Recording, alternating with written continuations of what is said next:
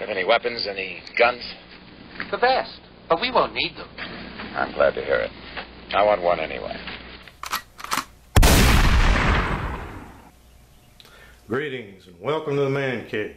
A while back I did some videos where I tested and reviewed the IAC Hawk 981R shotgun, and I tested 4 different buckshot loads at a distance of 15 feet. I wanted to see what kind of pattern that I would get out of them because that was the distance that I expected to be using that particular shotgun in the configuration that I had it in for the purpose that I got it.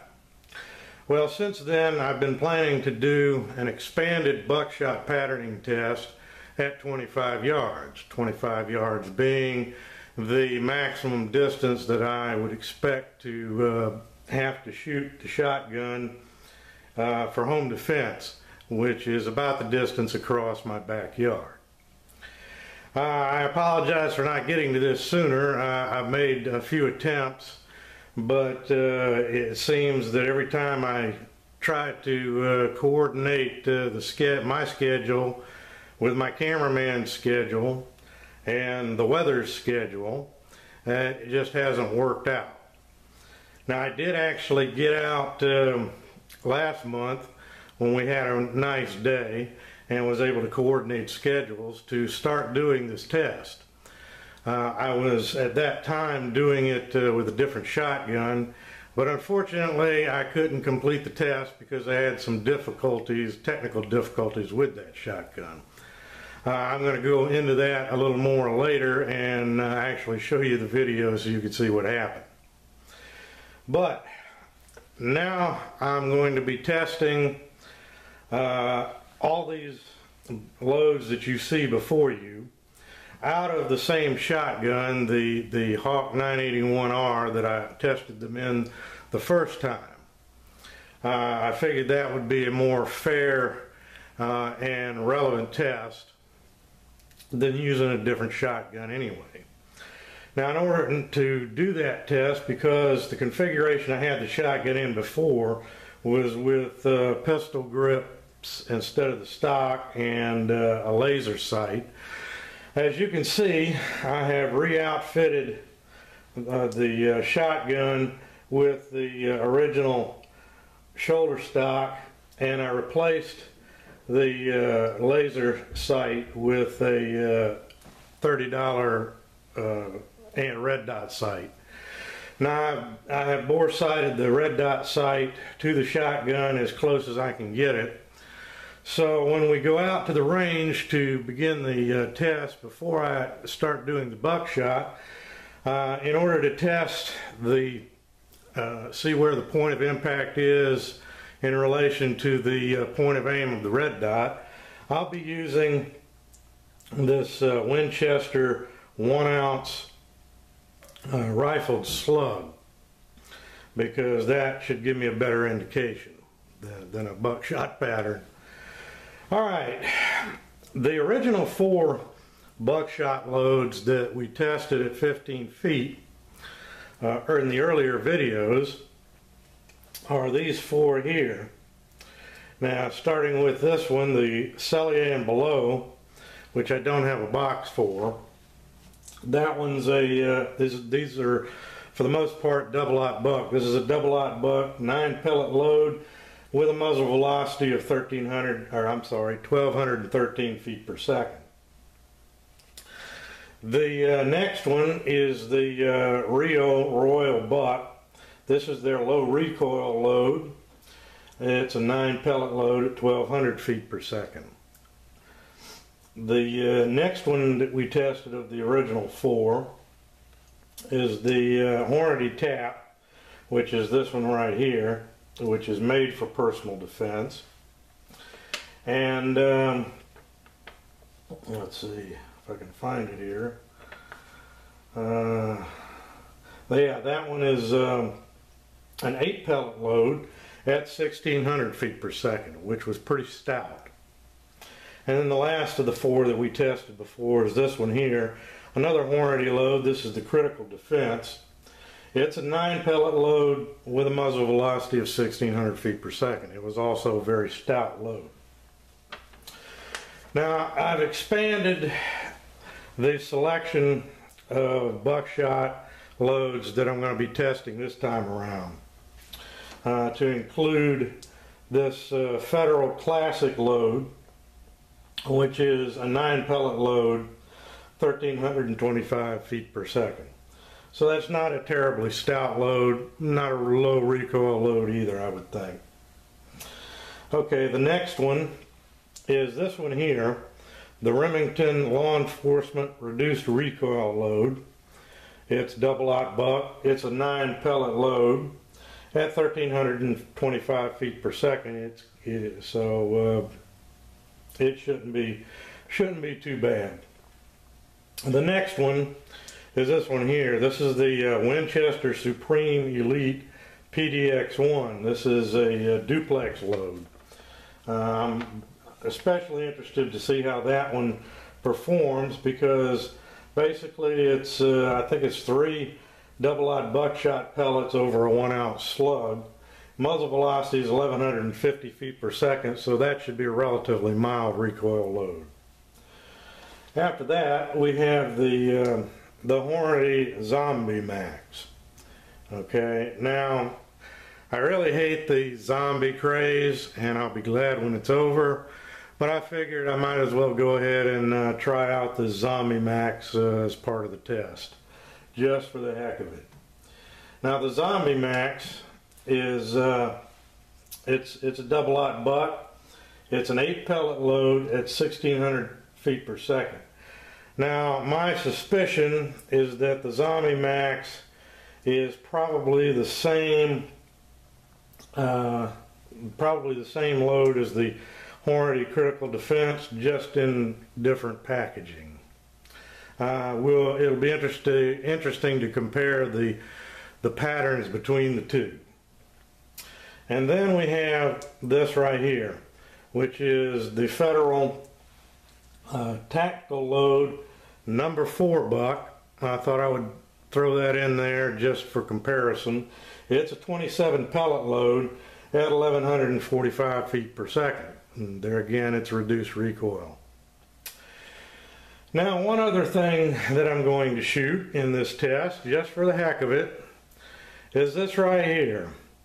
Simply because I've never shot a pink shotgun shell before, and I decided that I would, just for the heck of it. This is just a Federal target load. I believe it's number 8 shot. It's pink because part of the proceeds go to support breast cancer research, and I figure that's a pretty worthy cause. So I'm going to take that out and I'm going to shoot some of it. Now I'll be shooting these at 25 yards. Normally hunters will pattern their shotguns at 40 yards, but this isn't about hunting. So at 25 yards I will shoot 1 round per target.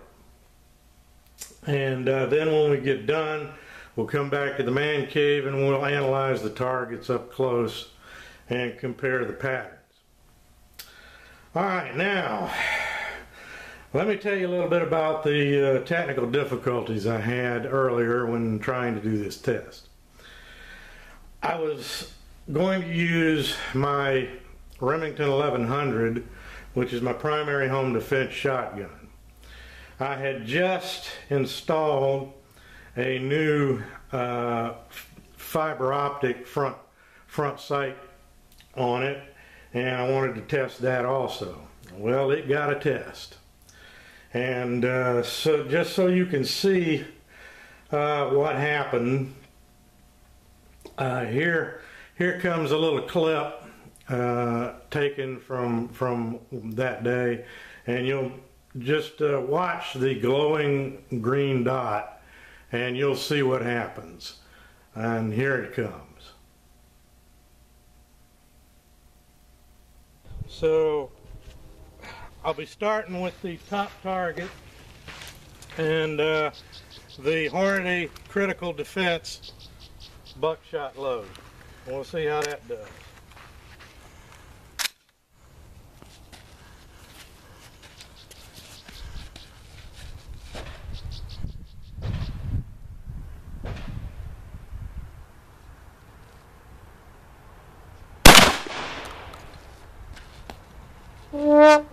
still at rather stuck. Okay, well, you saw the technical difficulties that I had.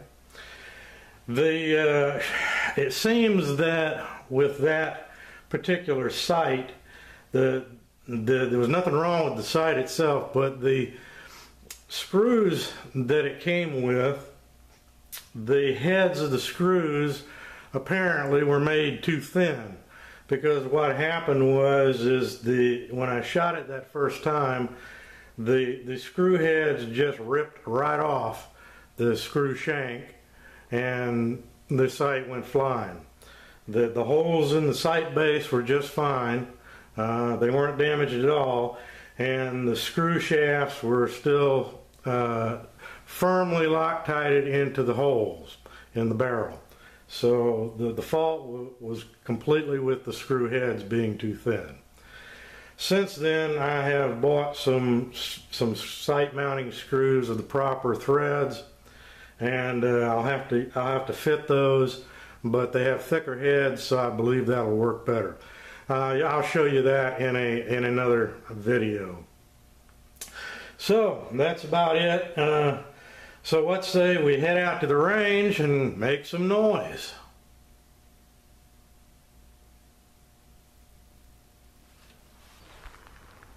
Okay, here we are at the range. Before I can start shooting the buckshot for the patterns, I need to verify the point of aim to point of impact with the red dot sight that's on the shotgun. So to do that, I'll be using this Winchester 1-ounce slug.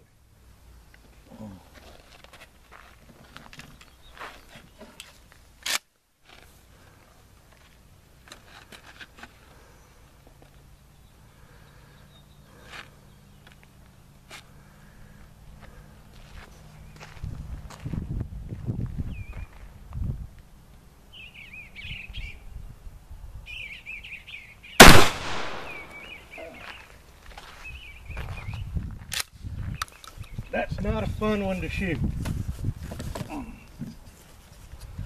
Alright, well, we're going to go down and check the point of impact and change out the target. So here we go.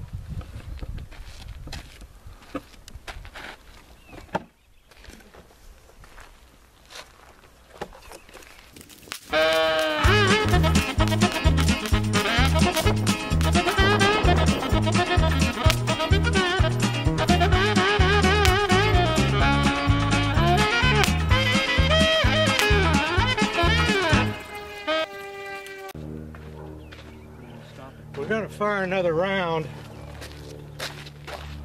of that slug in order to verify that point of aim, because the point of impact was way higher than it should have been.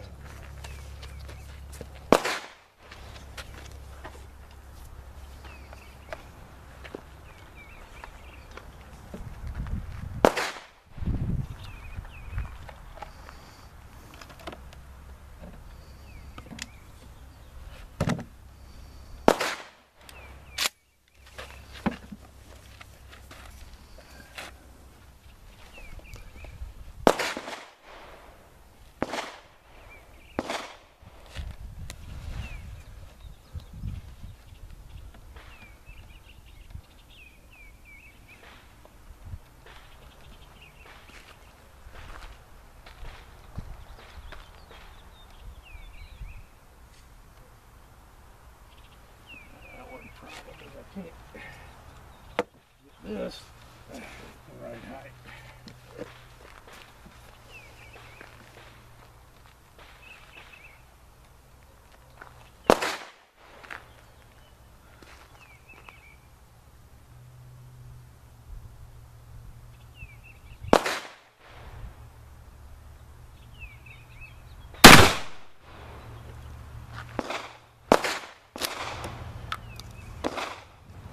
Want to shoot a whole bunch of those. Let's go take a look. Took his eye out.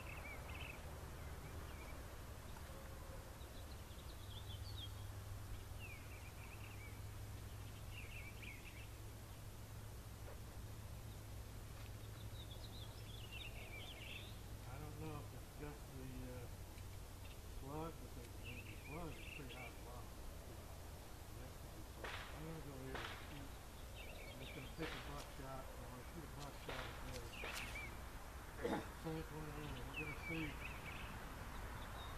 where the center of the pattern lands a little better. Might be closer with the buckshot than it is with that slug. Let's just keep rolling. Let her roll. Well, the slug is shooting extremely high. It may be because it's higher velocity. I'm just going to pick a buckshot shell out of here at random. I'm going to shoot at the same target and find out where the center of the pattern is to the point of aim. Because if it's too far off, then it's going to be difficult to get a valid test here.